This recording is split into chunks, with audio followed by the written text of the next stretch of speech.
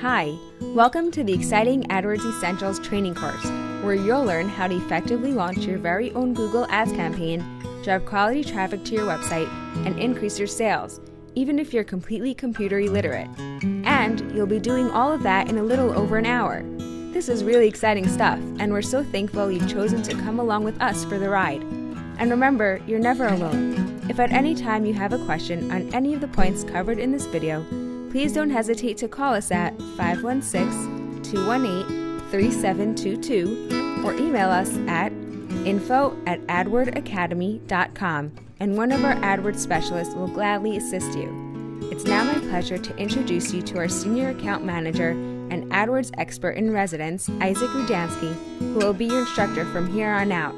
Have fun! Hello, and welcome. Thanks so much for joining us. We're thrilled to have you on board. I started out as an artist and a freelance graphic designer, and I was looking for ways to sell my art on the web, get a little bit of exposure.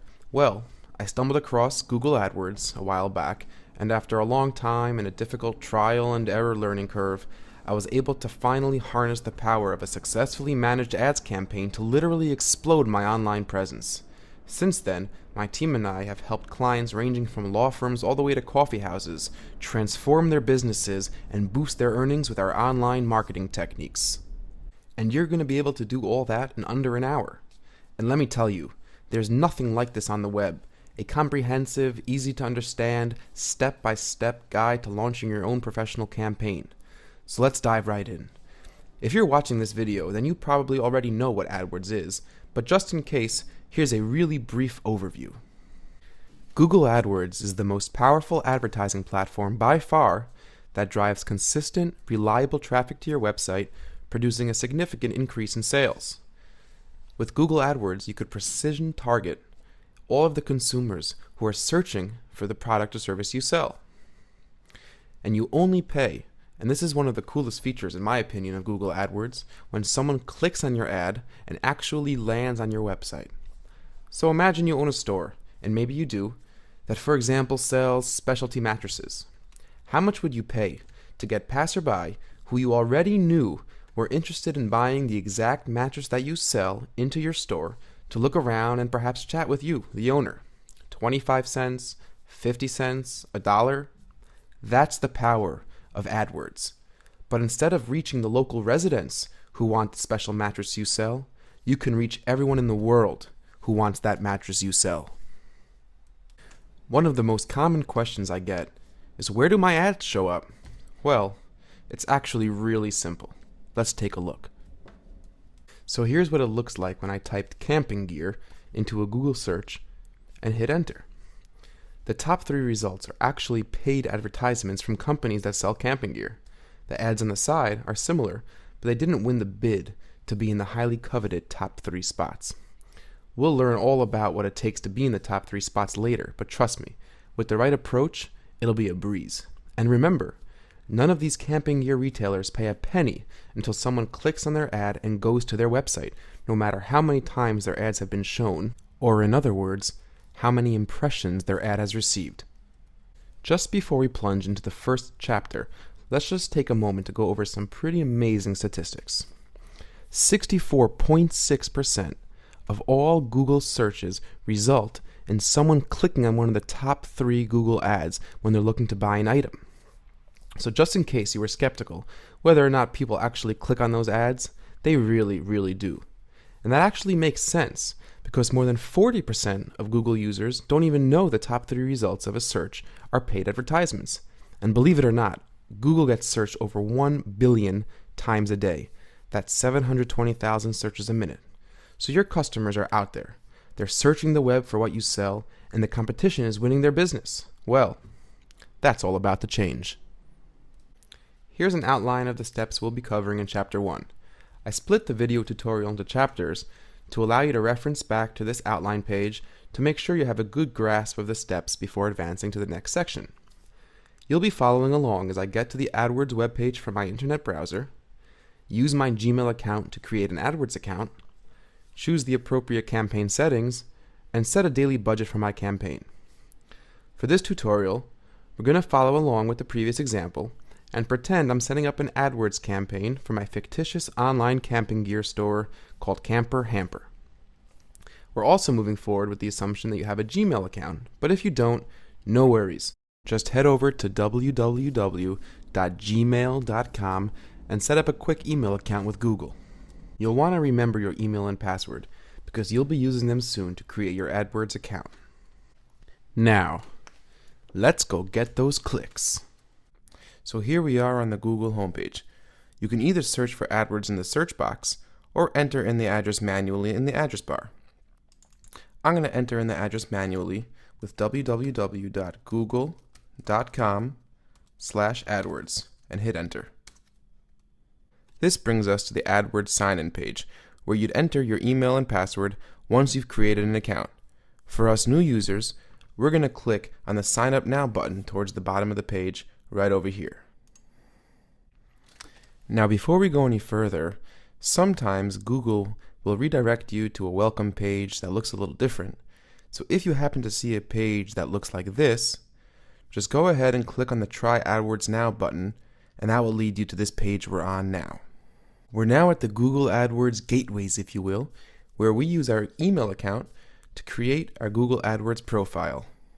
Go ahead and click the top option, which states that we already have an email account. If you don't have your Gmail account set up yet, no problem. Just go right over to gmail.com, set up your email account, and come right back. Once again, click the top button over here, which will conveniently allow us to use our Google account, our Gmail account, for our AdWords profile. When prompted, enter in your email and password.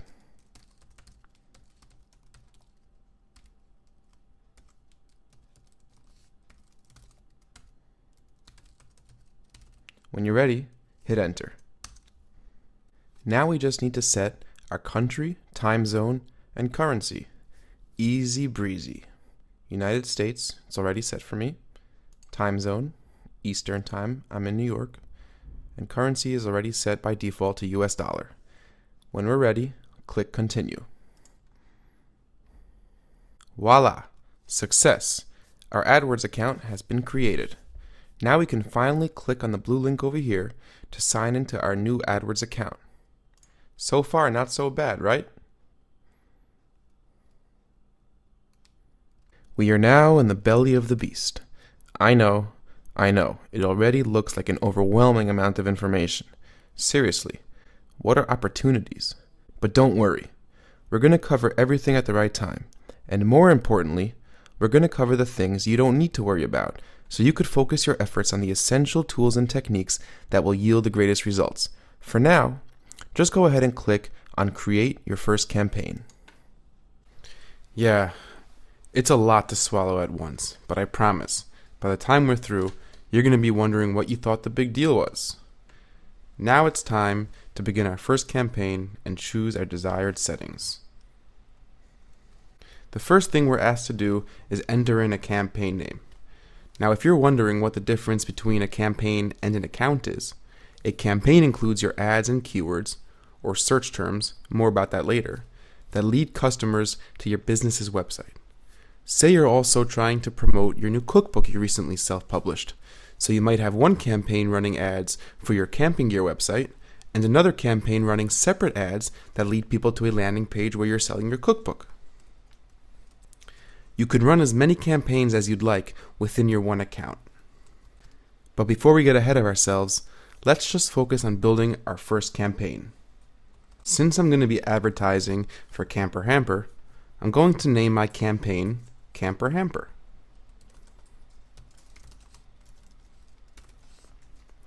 The next setting option is type.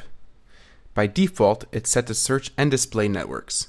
That means Google will run your ads on other advertising platforms within the Google purview, such as sites like Gmail, Blogger, and YouTube, along with displaying your ads in the classic Google search results. We're going to go right in here and choose Search Network Only. And if you get prompted by Google, which I have here, it says changes you've already made to this page will be lost if you switch campaign types. Continue. We might have to retype our campaign name, which is not a big deal. So I'm going to go ahead and click OK. And sure enough, our campaign name gets reverted back to campaign number 1. So I'm just going to highlight that and retype camper hamper for the name of my campaign. And there's two main reasons why I wanted to go for search network only. Firstly, the performance of your ads will be much easier to track and analyze, an extremely important factor when you're just starting out. And secondly, the quality of the traffic you'll get from the display network will generally be inferior. People are just more likely to click on an ad and make a purchase when they've searched Google for it themselves than if an ad popped up while they were checking their emails or watching a YouTube video. Display network advertising could be very powerful for some businesses, so if you're unsure what the right approach is for yourself, don't hesitate to call us at 516-881-7662 for more help. Keep the standard feature selected over here and ignore these other features below. They're more advanced features and we'll cover them in a more advanced tutorial. Under Networks, go ahead and unclick Include Search Partners.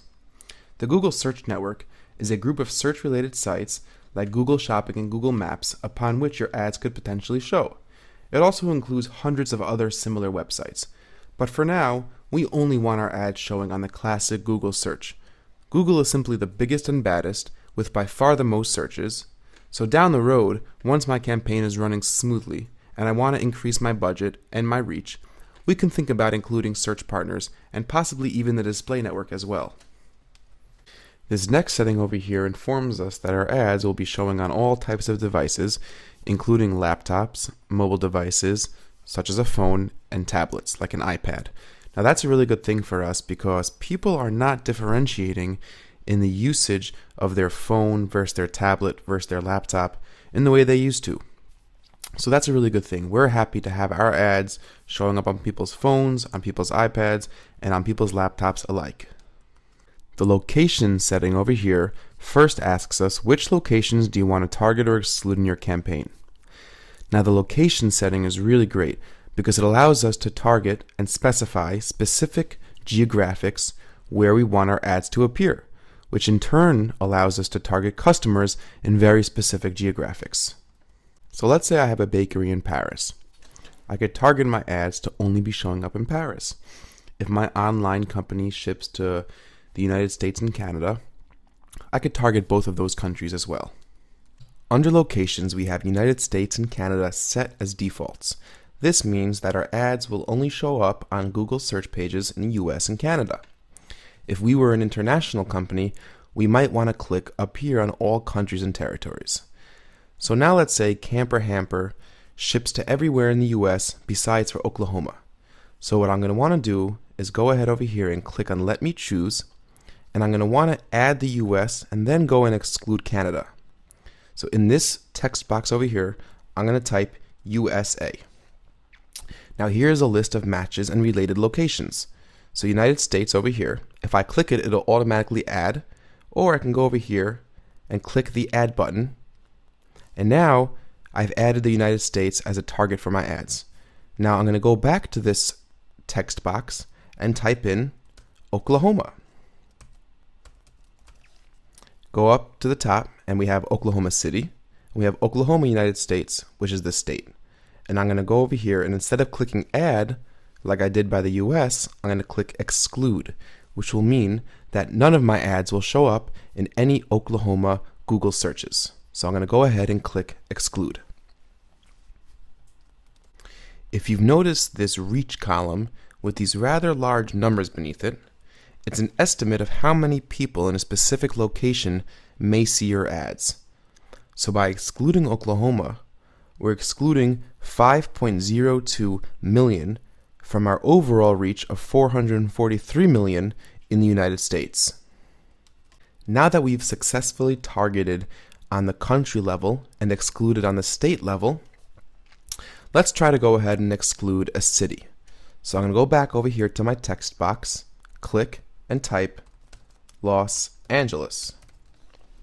So up to the top we have Los Angeles, California, United States. It tells me over here it's a city with a reach of 12.1 million people, and I'm going to go ahead and click exclude. This adds Los Angeles to our excluded locations list along with Oklahoma. Now if I decide that I did that in error and Camper Hamper really does ship to Los Angeles, that's not a problem because I can go over here and click remove. And if I go ahead and click remove, that takes away Los Angeles from our excluded list, and now we remain like we had originally with only Oklahoma being excluded from our targeted location of the United States. Since I'm assuming we all speak English and we all advertise to English-speaking people, under languages we're just going to leave the language default setting to English. So now we're up to bidding and budget. Forget about this advanced options tab over here and just leave the default setting, as AdWords will set my bids to help maximize clicks within my target budget. What are bids, you ask? Well, we'll talk more about that later, but for now here's the basic idea. Let's say I tell Google that I want Camper Hamper ads to show when someone types in the words collapsible walking stick into a Google search. Sounds pretty easy. Well, not so fast. Let's say Models and REI, my two major competitors, are also running an AdWords campaign, and they've also told Google to show their ads when someone types in collapsible walking stick into a Google search. This is where bids come in. One of the main factors that goes into Google's split-second decision of who gets the first, second, and third ad positions is how much each company bid on the keyword collapsible walking sticks. In other words, how much each company is willing to spend on the keyword collapsible walking sticks. So for now, we're just going to let Google choose the best bids based on our daily budget. And rest assured, they do a darn good job. When you're ready, you can always take over the reins and set your bids manually. Budget. This is really straightforward. How much do you want to spend a day on advertising? I'm going to start off with $50 a day. Once your daily budget has been reached, Google will stop showing your ads until the next day.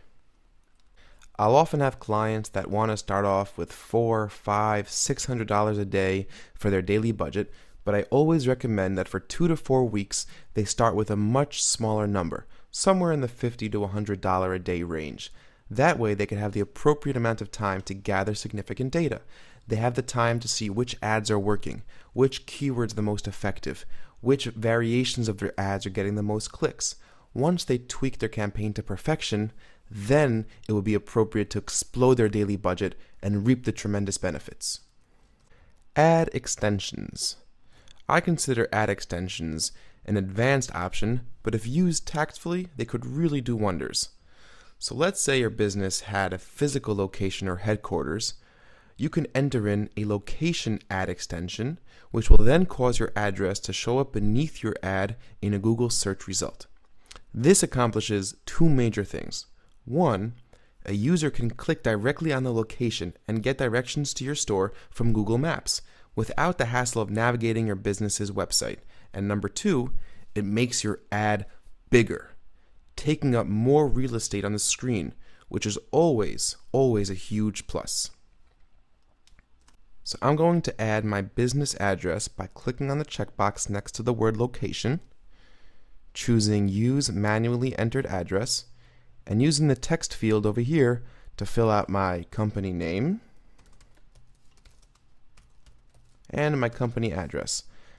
Now, since I don't have an actual company called Camper Hamper, I'm just going to use my own business address.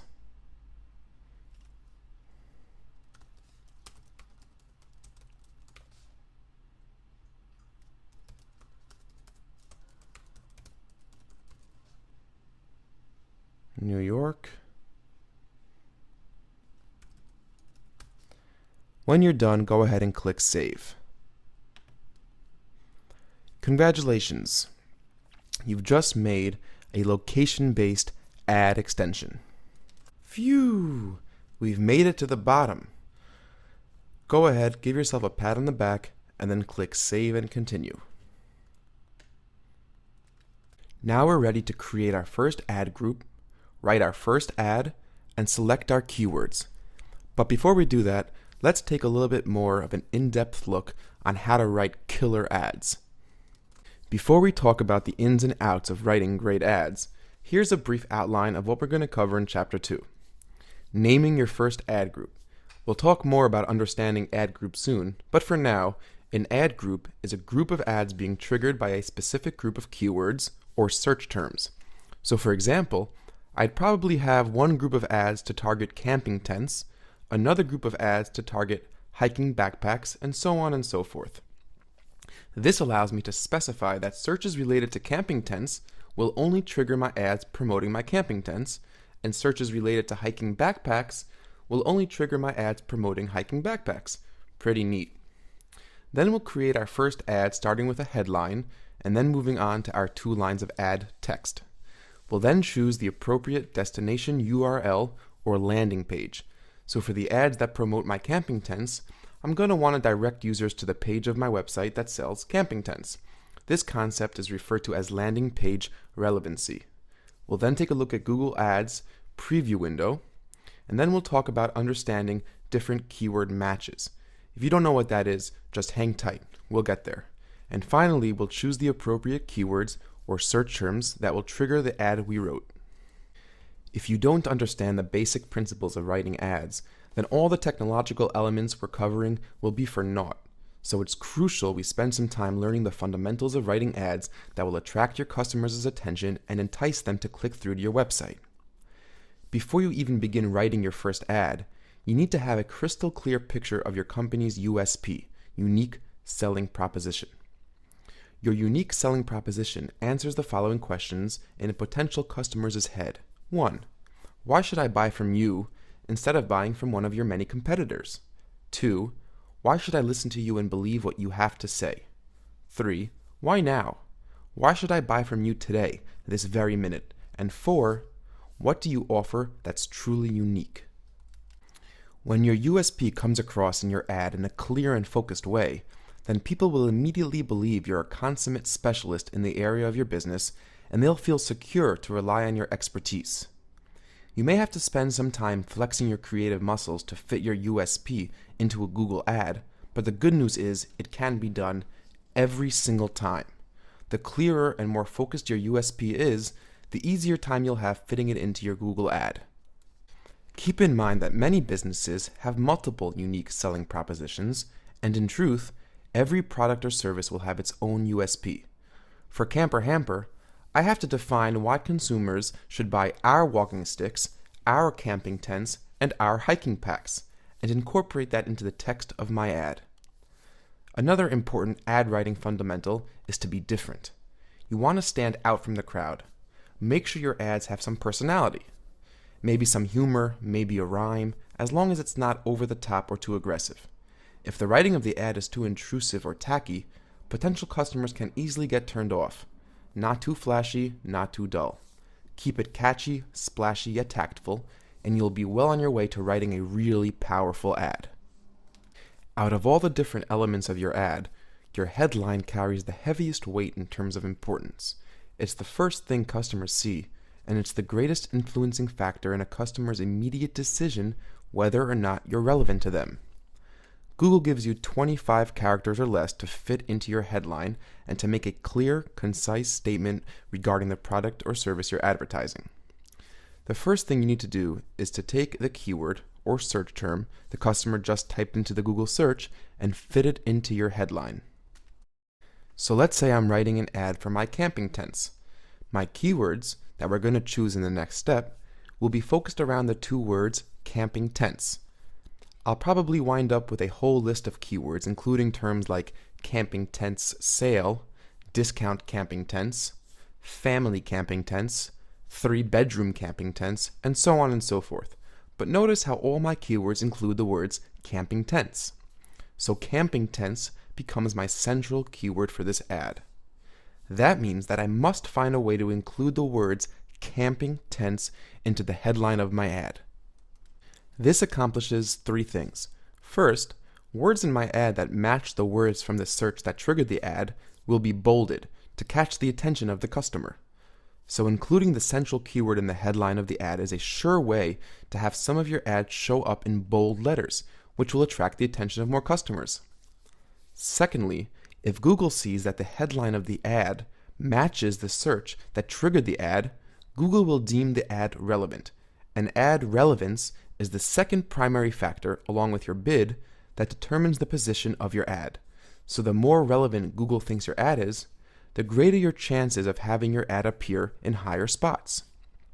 Thirdly, and perhaps most importantly, the customer will recognize the headline matching precisely with what he just typed in and will immediately regard your ad as a relevant result. The more alike your headline is to what the customer typed into the Google search, the more likely he or she will click on your ad. Google is very strict with words written in all caps, but they do allow you to capitalize the first letter of every word. This is an easy, tried and true secret to helping your ad stand out from the crowd and catching the early attention of your customers. The last fundamental of writing headlines concerns the very important marketing concept that no matter what you think or how badly you want it to be true, your product or service is just not for everyone. I want my camping tent to be really exciting for outdoorsmen, but really boring for a teenage girl searching for acne cream. If you try to cater your ad to too broad a range of people, you'll end up getting the attention of nobody. Know your customer and write your ads with them and only them in mind. Google gives us 2 lines of text, each with 35 characters or less, to further convince our customers to click on our ad and buy from us. This is your time to shine, to really let your personality and the uniqueness of your product come through. The absolute cardinal rule for your 2 lines of text is to use the first line for the benefits of your product or service and the second line for the features and offers. Ads have been shown to get up to 36 times the click-through rate just by switching around the order of the benefits and features without changing anything else in the ad. Absolutely amazing.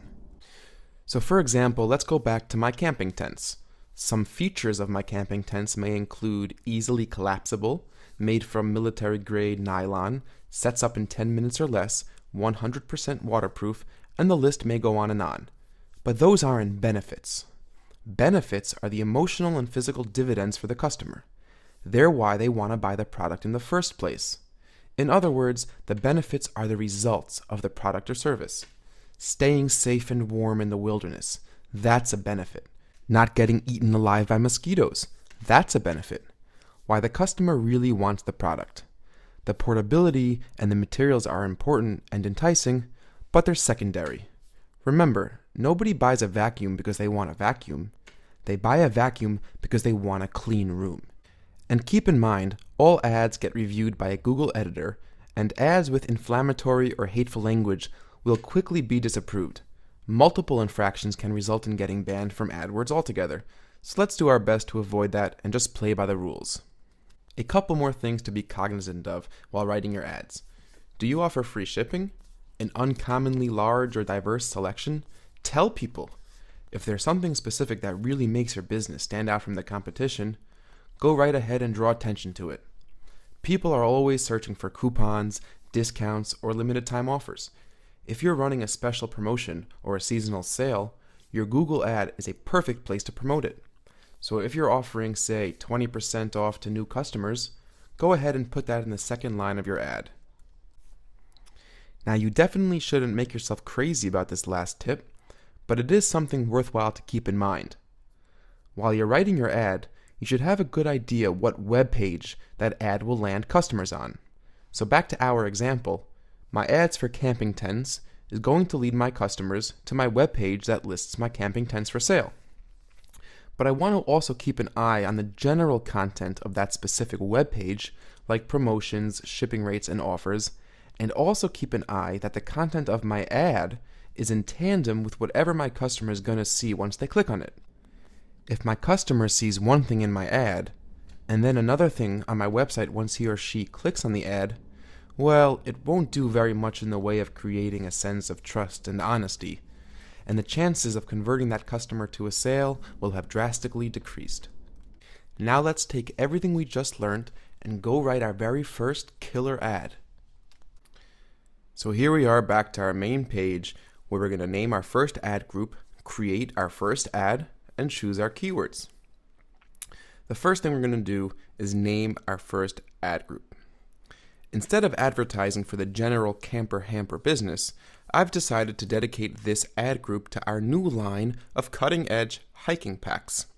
That means that this ad group will contain a number of similar ads highlighting the benefits and features of our hiking packs with a list of hiking pack related keywords that will tell Google to display our ads when a search term matching any of our keywords is typed into a Google search. Put simply, the ads in this ad group we're creating now will show when someone searches for hiking packs, and they may not show when someone searches for camping stoves. And that's a really good thing, because the more relevant and precise our ads are to the initial search query, the more relevant our ads will be to Google and to the customer, and the more likely our ads will be clicked on. How are we going to sell our camping stoves, you ask? Easy. We're going to create a separate ad group for our camping stoves later. So I'm going to go ahead and name this ad group Hiking Packs. The ad group name doesn't affect the way the ads run in any way. It's purely there to help you organize and keep track of which ad group advertises which branch or product of your business within a specific campaign. So feel absolutely free to name it whatever you'd like. Okay, the headline. Keep in mind what we learned previously. You've got 25 characters or less to attract the attention of your customers, and only your customers. We're going after the attention of people who are already searching for hiking packs, so make sure you let people know in your headline that you offer exactly what it is they're looking for. And always keep in mind to include your central keyword in the headline text. So we already know that our central keyword for this ad group is going to be hiking packs, so I know I need to include hiking packs in my ad headline. The first thing that comes to my mind for a clear, concise, yet catchy headline is rock solid hiking packs. Let's see if it fits.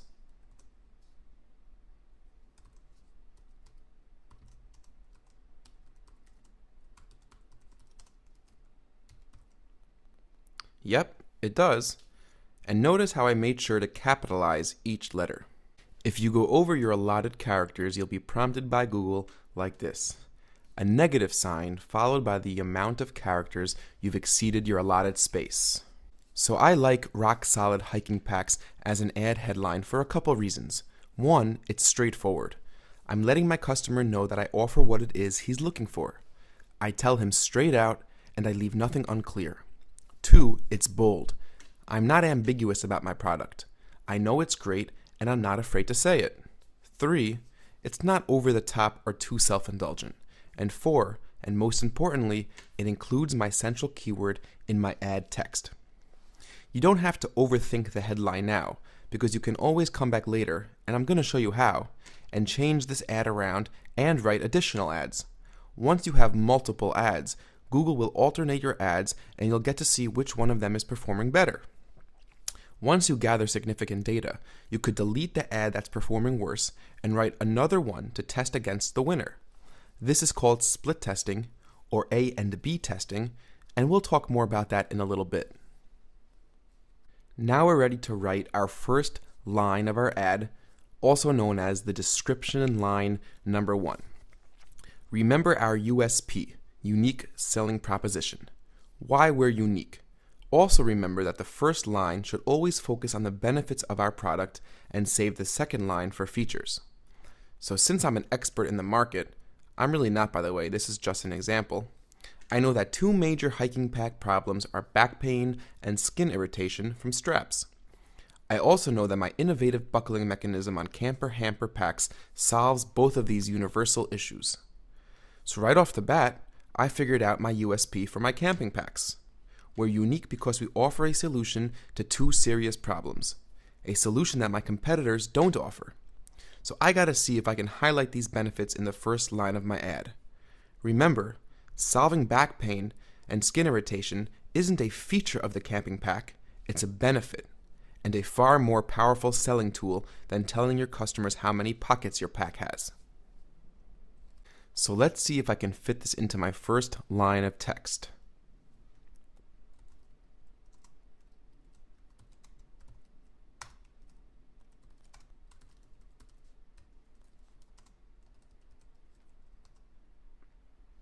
No, you see it's 2 characters too long. What could I do? I don't want to knock out either of my benefits. Anyone have the solution yet? How about this? Changing the word "and" to the "and" sign, also known as the ampersand. Not bad, eh? Now I'm able to call attention to both of my major benefits and fit it all into the first line of ad text. Pretty awesome. Now we're ready to write the second line of our ad, also known as the description line number 2. Let's try to highlight some features in the second line of ad text. But wait, I know that Camper Hamper is currently offering a free monogrammed poncho with the purchase of any pack, and I also want to let my customers know that we offer free shipping. You may be wondering why I'm not concerned about listing specific features about my camping pack, and there are 3 answers to that. 1, my headline is enough to let my customers know that I'm offering camping packs. 2, the unique benefits I advertise in my first line of text are likely powerful enough to get a customer to my webpage and check out the specific features themselves. And 3, it's always a great idea to advertise anything you're offering for free. The word "free" has an uncanny ability to attract someone's attention, and as we all know, a good customer is always looking for a bargain or a free giveaway. So I'm going to go ahead and write my second line of ad text.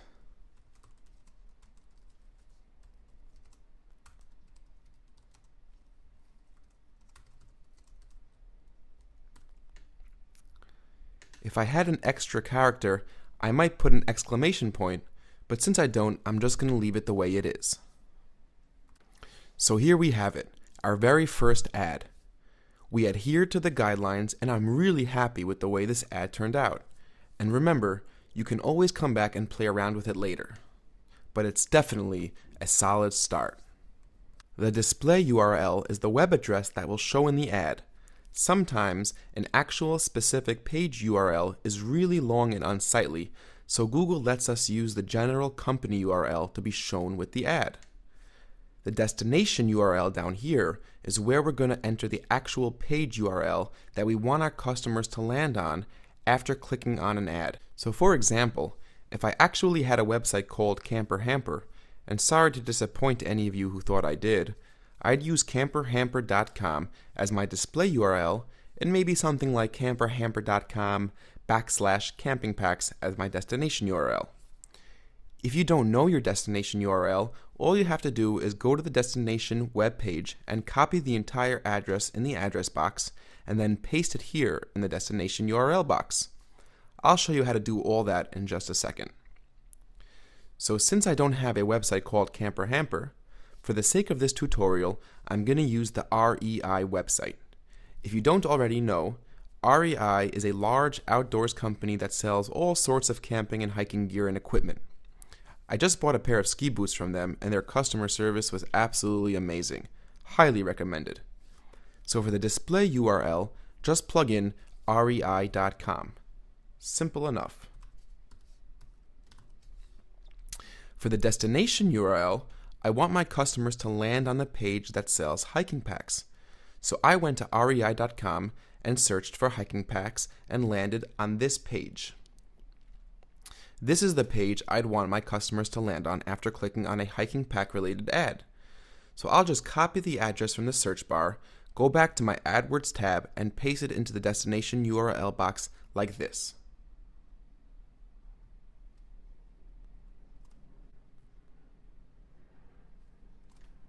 You see? Super easy. This ad preview section over here is fairly self-explanatory. It shows you how your ad will look if it shows up on the side of a Google search result page, and how your ad will look if it shows up in one of the top 3 spots. If you write an ad and something looks awkward, go right back over here to the side and play around with it until it looks satisfactory. The ad we wrote looks pretty good, so I'm going to keep it how it is and move on.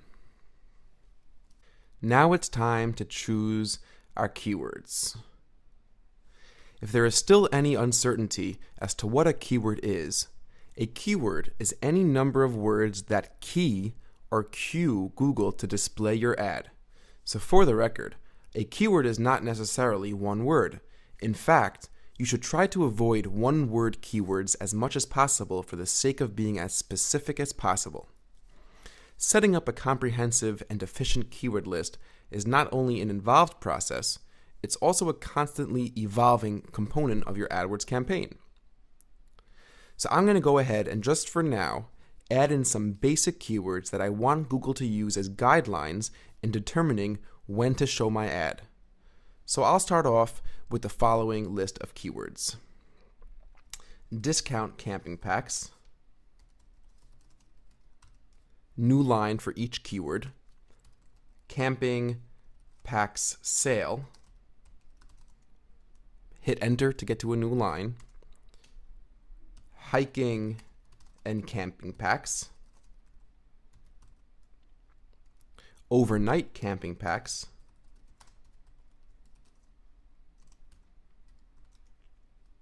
Lightweight camping packs.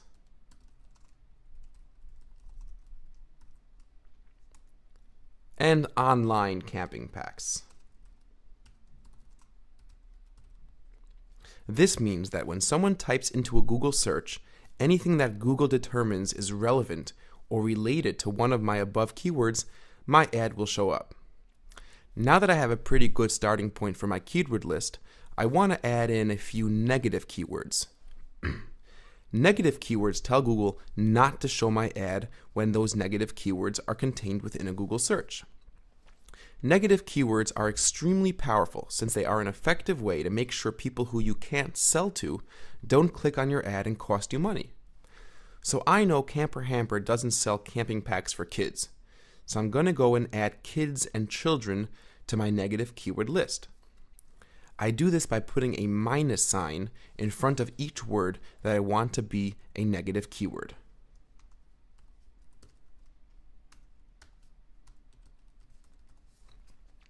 So before I entered those two negative keywords, my ad might have shown up when someone typed in kids camping packs for sale, since camping packs for sale is a keyword, and Google might determine that I'm relevant enough even if the search also contained other words that weren't part of my keyword. But now that I added kids as a negative keyword, my ad will never show up for a search containing the words kids or children. So bear in mind to add negative keywords for whatever your product or service does not offer. If there is a movie or a game that shares similar words to your product or business, you might want to consider adding movie or game as negative keywords. If there are other companies that offer for free what you're selling, then you might want to add the word free as a negative keyword. I think you get the idea. Now we can move on to the next step. We've named our ad group, wrote a killer ad, double-checked our ad in the ad preview, and created a solid list of positive and negative keywords. Let's go ahead and click Save and continue to billing. Now we're going to set up the billing component of our account. The first thing Google asks us to do is to select the country or territory where our billing address is located. So I'm going to go ahead and select United States and click Continue.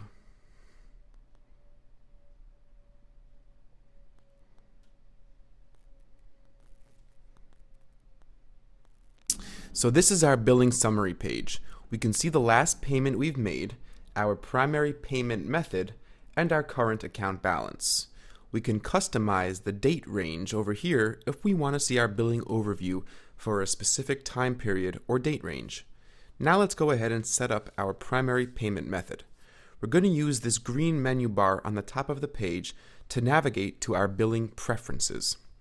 Click on the billing link and select Billing Preferences from the drop-down menu. Once again, we're asked to enter in our country or territory, so I'm going to find United States again and click Continue.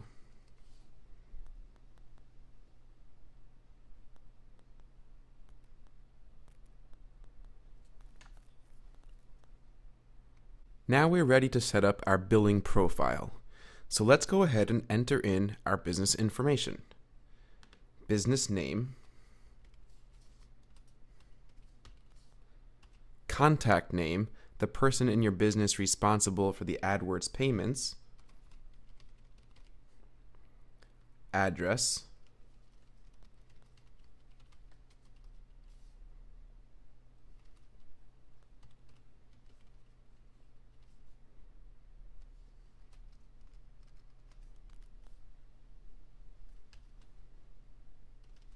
and finally phone number.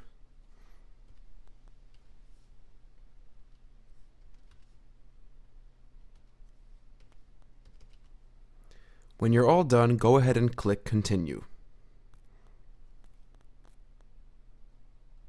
Now we can choose our payment settings. Google sets automatic payments by default, which means Google will automatically charge your credit card or your bank account when you reach your billing threshold or 30 days after your last automatic payment, whichever comes first. I'm going to choose to set up my account with a credit card, so I'm going to select the credit card radio button. I'm going to enter in my credit card information and then click Continue.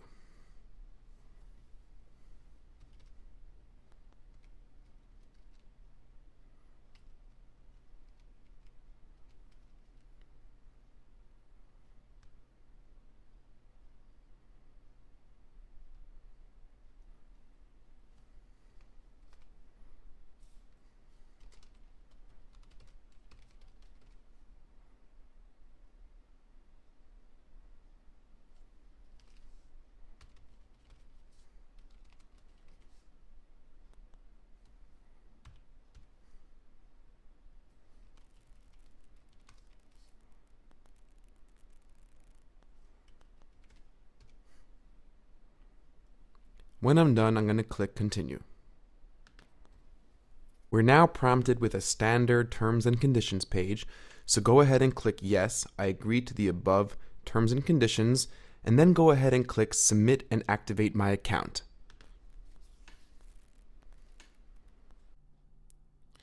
So here we are in the primary AdWords dashboard. The first thing you'll probably notice is a cleaner look to the design than what we've seen before.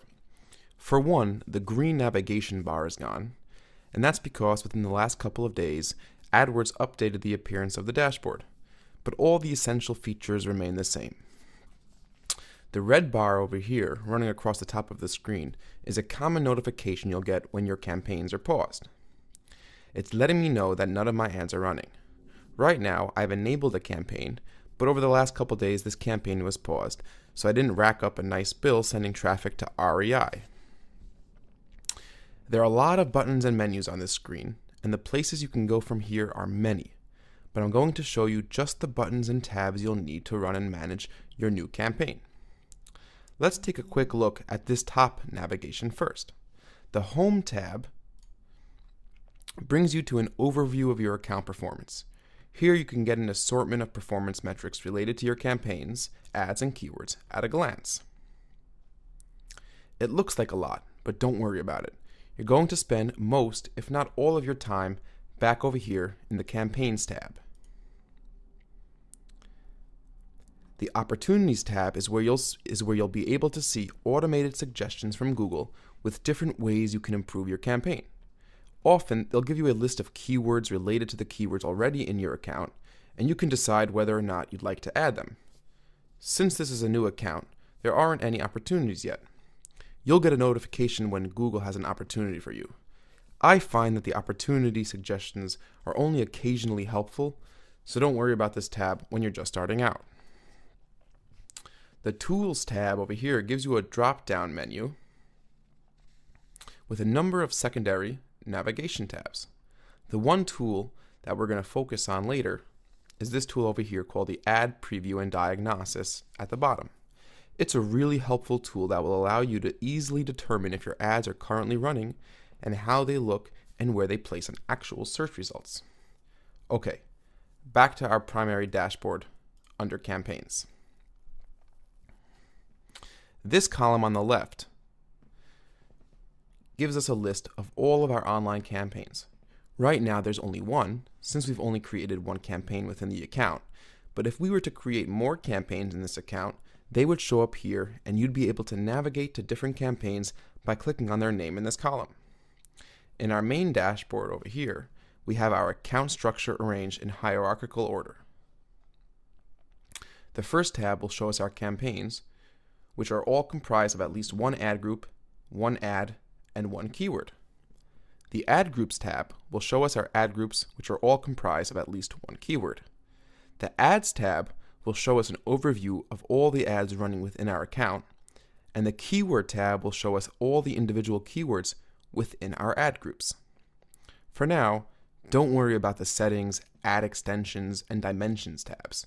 They aren't essential to viewing and managing the most fundamental aspects of your account. It's important to know that each of these tabs will bring up a unique set of columns that are specifically relevant to the level of data we're looking at. Let's take a look at what I mean by that. Under the Campaigns tab, I'm able to see the campaign name, which I can change by simply clicking on it over here. I can see my campaign daily budget, which I can also change anytime by clicking on it and entering a new dollar amount. Let's say I want to spend a little less today. I can easily knock $20 off my budget and click Save. Remember, since we're at the uppermost level of our account hierarchy, everything below this level, like ad groups and keywords, will draw from this overall budget. In other words, no matter how many keywords or ad groups I have in my account, and no matter what my individual keyword bid is, I won't spend more during the day than what I set here as my campaign budget. Moving on. Campaign type tells me where my ads are showing, and since we set up our campaign to only run on the search network, we see that setting reflected in this column here. Clicks will tell me, yes, you guessed it, how many clicks all the ads in my campaign have received within the date range specified by this box in the upper right-hand corner of my dashboard. I can always change the date range to see data for the precise dates that I want, but since we haven't collected any data yet, it doesn't really matter, so I'll just stick with the standard previous 7 days. The Impressions tab shows the number of times my ad appeared on a search results page. The CTR, or click-through rate, is simply impressions divided by clicks, giving me the percentage of times my ads received a click based on how many times they were shown. Average CPC, or known as cost per click, tells me the average price a click has been costing me. And the cost shows me the total cost for all clicks within this campaign over the specific date range. In this case, it would be the last 7 days. An easy way to see total cost since the start of your campaign would be to select All Time from the drop-down Date Range menu up here. The last column, Average Position, tells you the average placement on the search results pages or ad slot your ads have been receiving. You generally want this number to be between 1 and 4. An important thing to note when viewing data at the campaign level is that you can have one really highly performing ad group and one ad group performing poorly, and you'll see the average of those two ad groups' performance here. So remember, averages do tend to lie, and always make sure to check your performance at the ad group and keyword level as well. Let's take a look at that now. Clicking on the Ad Groups tab allows me to see data at a more narrow level. Since we only have one ad group, we're only seeing data for that one ad group. Most campaigns will have more than one ad group, so let's go ahead and add another ad group to see what that looks like. To add an ad group, click on the red Add Ad Group button. We'll be asked to select a campaign we want this ad group to be included in. Clicking on the menu will show us a list of all our campaigns we can choose from. Since we've only created one campaign, this is a pretty easy choice for us. Now that we've selected the right campaign for our ad group, go ahead and click Continue. Hopefully this page looks a little familiar to you. We're going to repeat the same steps we took to create our first ad group. Let's say we want to advertise for Camper Hamper's new line of lightweight packable down sweaters. I'll name the ad group Lightweight Down Sweaters, so I know this ad group contains ads and keywords related to this product line.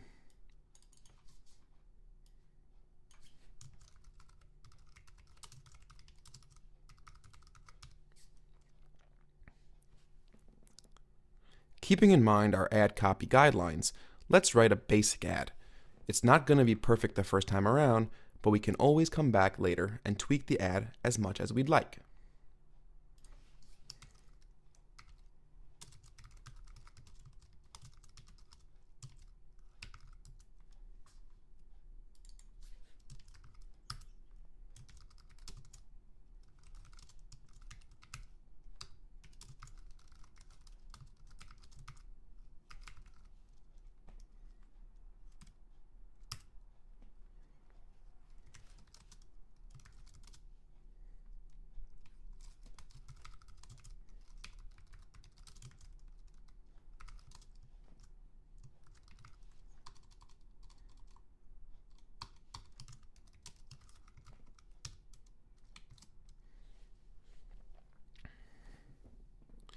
Once we're basically happy with our ad, let's go ahead and create a keyword list.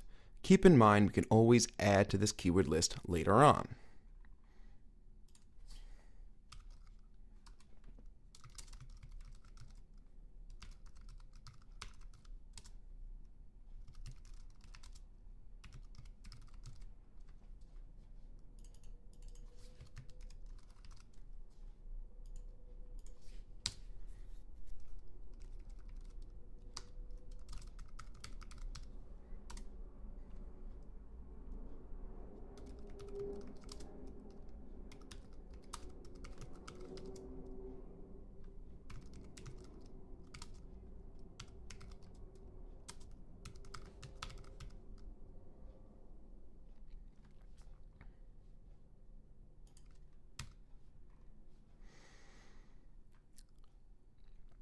Since we don't sell children's jackets, we'll add children as a negative keyword, along with a couple other terms that I don't want my ad to show up for.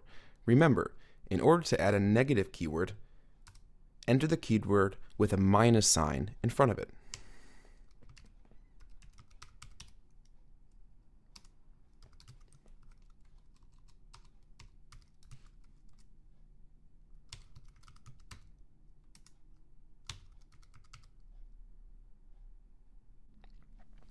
Once you finish creating your keyword list, don't forget to add a maximum cost per click or default bid.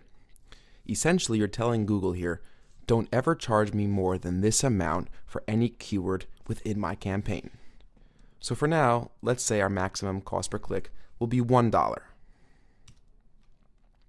Once you've entered in your default bid, go ahead and click Save Ad Group.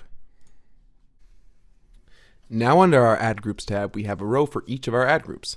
At the ad group level, we can see data like campaign name, which tells me the campaign that the particular ad group is a part of, status, which will tell me if the ad group is active or paused, and default max cost per click, which is the most I'm willing to pay for a click for any of the keywords in my campaign. Like the campaigns columns, I have metrics like clicks, impressions, click-through rate, average cost per click, cost, and average position. But now I'm seeing this data on a more specific level. Under the Campaigns tab, I'm seeing all the combined data for all the ad groups within my campaign. At the ad group level, I get to see the same data for the keywords and ads within specific ad groups. So I can see how results are varying between my advertising for hiking packs and my advertising for the down sweaters. Viewing the data under the Campaigns column, I can't see this level of segmentation. You may have noticed that my campaign is collecting some impressions and clicks. That's because my campaign is actually live for the sake of the tutorial. I've set my keyword bids pretty low, so I won't rack up too many clicks. Clicking on the Ads tab up here will allow me to see data for all the ads within all my ad groups, and clicking on the Keywords tab over here will allow me to see data for all the keywords within my ad groups. But let's say I want to see ad and keyword data for a specific ad group. Let's take a look at how to do that.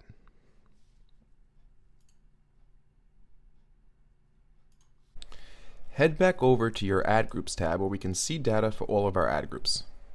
Now, instead of clicking on the Ads or Keywords tab up here, which like we just saw will show us the data for all of the ads and keywords within all of the ad groups, I'm going to click on the title of a specific ad group.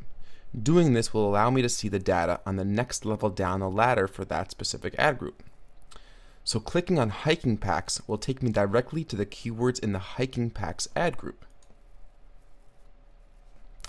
To get back to my Ad Groups tab, I need to click on my campaign name in the left column over here, and I'll be brought back to my Ad Groups tab.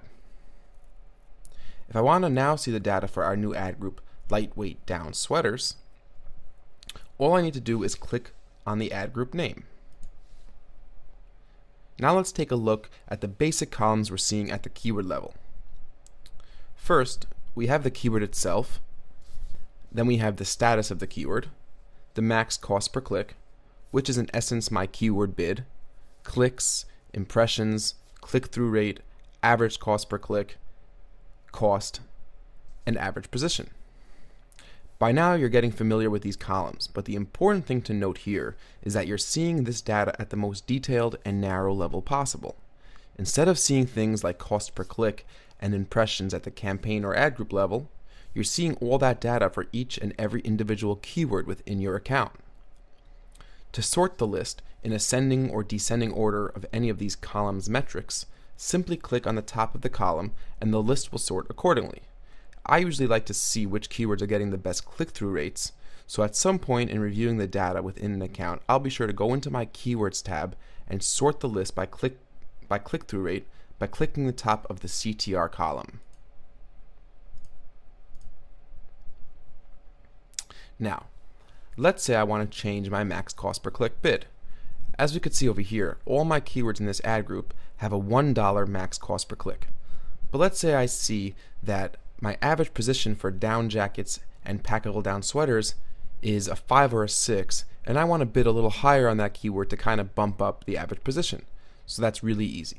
All I need to do is select the checkbox by the keywords' bid I want to change. So we're going to check down jackets and packable down sweaters. You're going to go over to Edit, click on Change Max Cost Per Click Bids, and I'm going to set my max cost per click bid to, let's say, $1.75.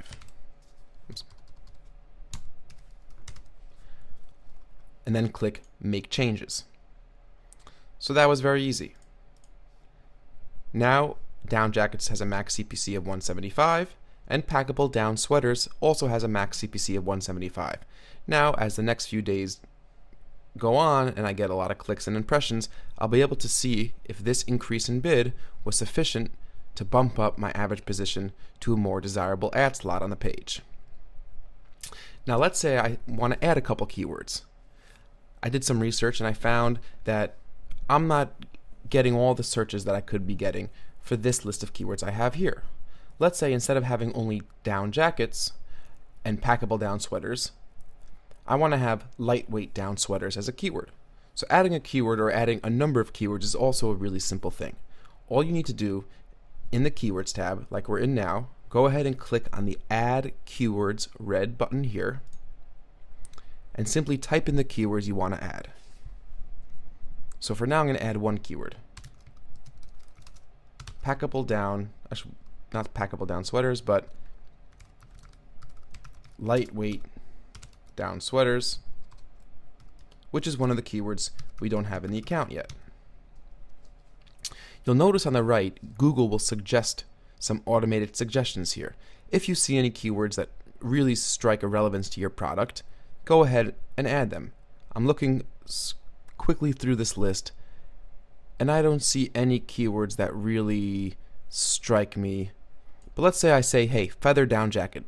That's something which people search a lot. That's really what my product is. It's very relevant. All I gotta do is take the keyword, click add, and Google automatically adds it to my added keyword list. Go ahead and click save.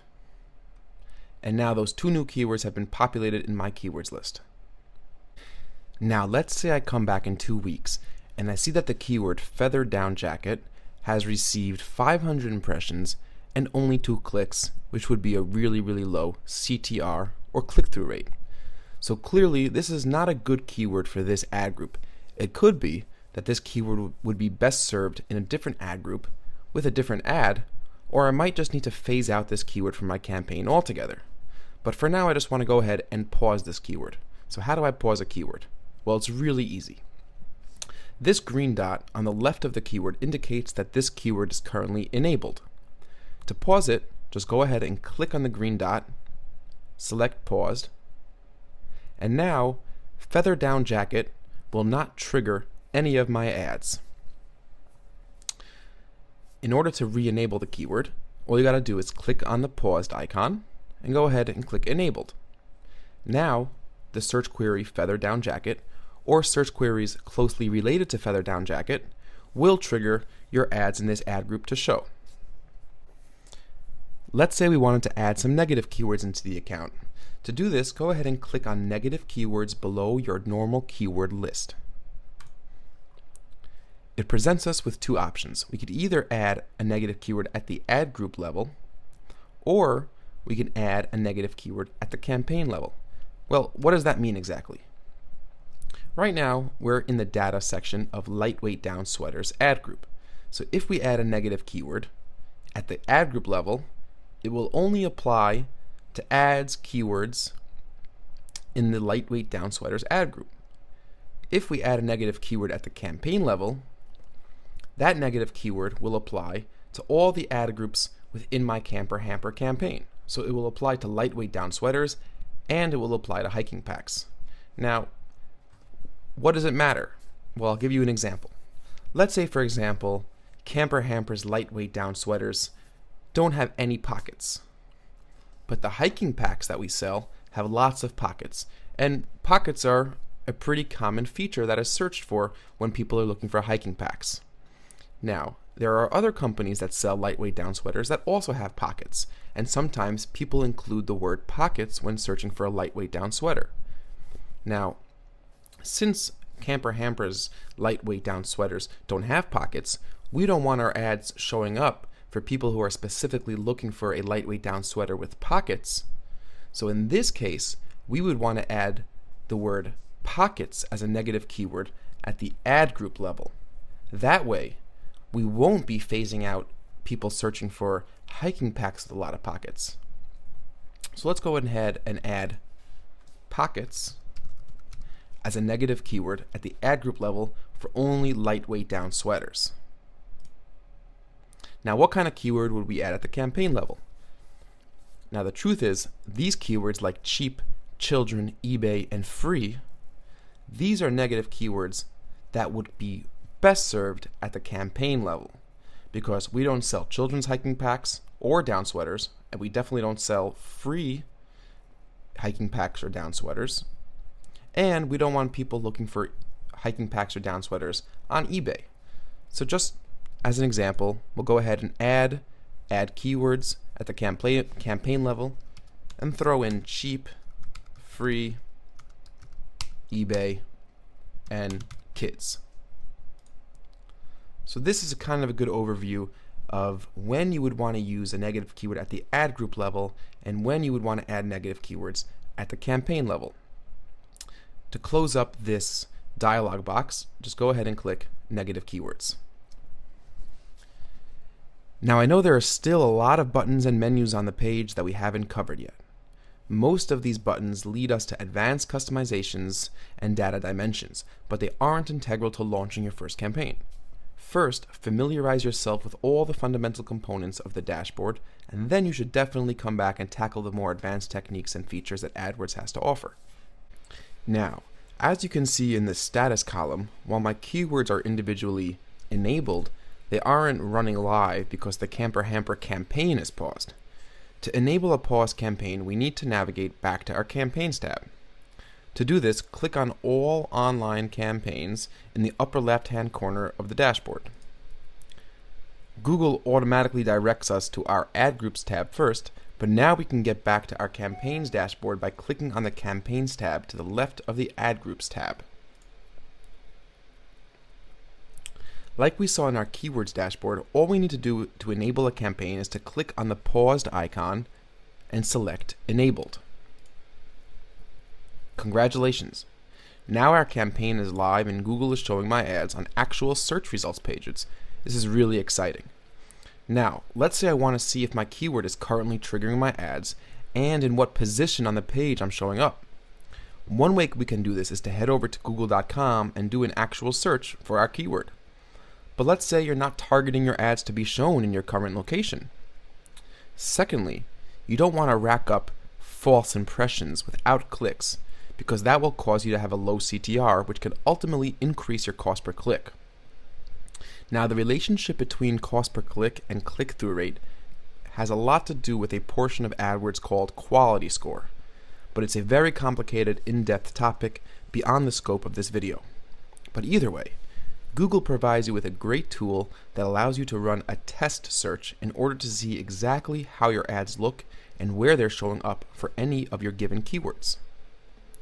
You can access this tool by clicking on Tools and then selecting Ad Preview and Diagnosis over here, but I'm going to show you a really neat shortcut.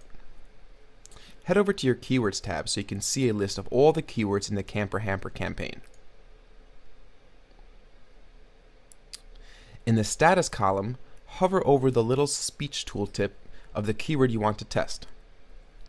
So let's say I want to test lightweight down sweaters. So I get over to my status column, and here's the little tooltip. I'm going to hover over.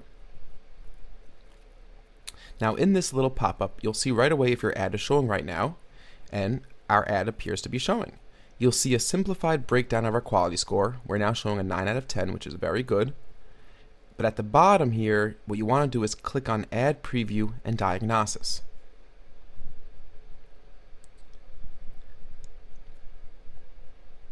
This takes us to the Diagnosis tool. But since I got here by a specific keyword, Google automatically populates the search box with the keyword I want to test. Pretty neat. I can edit my testing parameters by language, location, and device, but let's just stick with the default settings for now. Now to run the test, all we need to do is click the preview button.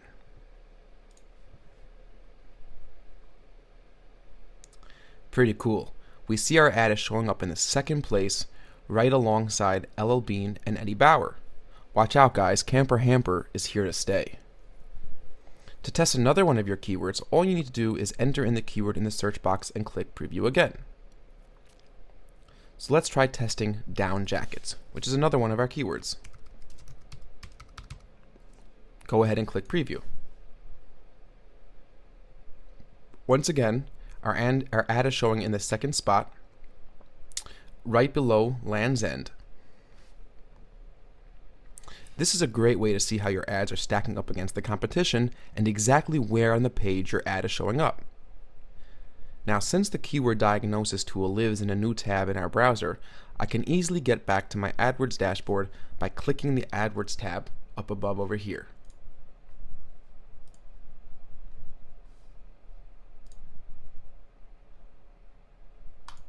Well, we've made it to the end. I really hope this tutorial helped you to get started with your very own successful AdWords campaign, and I want to sincerely thank you for taking the time to follow along with me. Although we've only scratched the surface of the features available within AdWords, you now have all the tools to get going with a profitable AdWords marketing campaign. We've covered things like understanding the power of Google AdWords, creating an account, configuring your campaign, setting up geographical targeting, setting your budget, understanding bids, creating ad extensions, learning how to write great, compelling ads, choosing appropriate keywords, navigating the AdWords dashboard, creating new ad groups, adding positive and negative keywords, pausing keywords, ad groups, and campaigns, using the ad preview and diagnostics tool, and a lot more.